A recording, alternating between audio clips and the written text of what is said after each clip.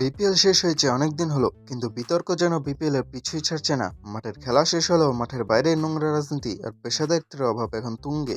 এবার সরাসরি বোমা ফাটালেন জাতীয় দলের স্পিনার নাসুম আহমেদ। সরাসরি আঙুল তুললেন সিলেট টাইটান্সের মালিক মাহিদুল ইসলাম সামির দিকে। নাসুমের প্রশ্নটা যেমন করুন তেমনি অপমানের। তিনি লিখেছেন, বাকি 35 লাখ টাকা কি মরার পর 40 সময় দিবেন? একজন জাতীয় পর্যায়ের ক্রিকেটারের মুখ থেকে যখন এমন কথা বের হয়, তখন বুঝে নিতে হবে দেওয়ালে পিঠ কতটা ঠেকে গেছে। আজকে আমরা ব্যবচ্ছেদ করব সিলেটের এই অপেশাদারিত্ব এবং বিপিএল এর ভঙ্গুর কাঠামোর। সিলেট টাইটান্স গত সিজনে নাসুম আহমেদ ও মেহেদী হাসান মিরাজকে ডিরেক্ট সাইনিং এ দলে ফিরিয়েছিল। চুক্তি অনুযায়ী নাসুমের পারিশ্রমিক হওয়ার কথা ছিল 70 লাখ টাকা।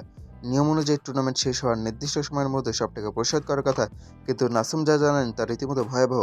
নাসুম জানিয়েছেন, তিনি 2 কিস্তিতে 35 লাখ টাকা পেলেও বাকি অর্ধেক টাকা অর্থাৎ আরও 35 লাখ টাকা এখনও পাননি। দিনের পর দিন ফ্র্যাঞ্চাইজির দ্বারে দ্বারে ঘুরেও যখন কোনো লাভ হয়নি, তখন সামাজিক যোগাযোগ মাধ্যমে এই বিস্ফোরক পোস্ট দিতে বাধ্য হয়েছেন তিনি। এখানে পারফরমেন্স কোনো বিষয়ই না।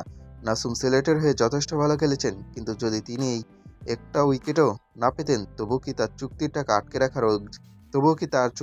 আটকে রাখার অধিকার ফ্র্যাঞ্চাইজি রাখে? মোটেও না। বিপিএল এর ভাবমূর্তি নিয়ে কথা বলার মানেই যেন সময় নষ্ট।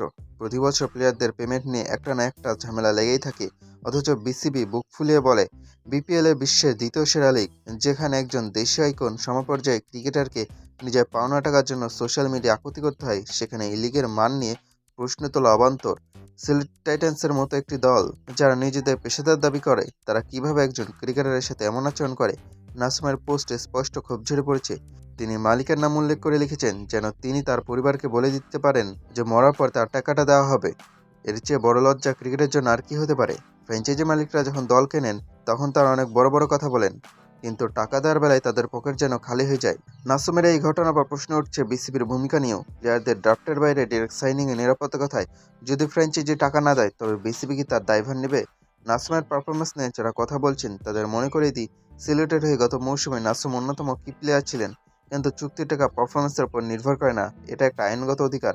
একজন ক্রিকেটার তার মেধা এবং সময় বিক্রি করেছেন, তার পারিশ্রমিক আটকে রাখা মানে তাকে মানসিকভাবে পঙ্গু করে দেওয়া।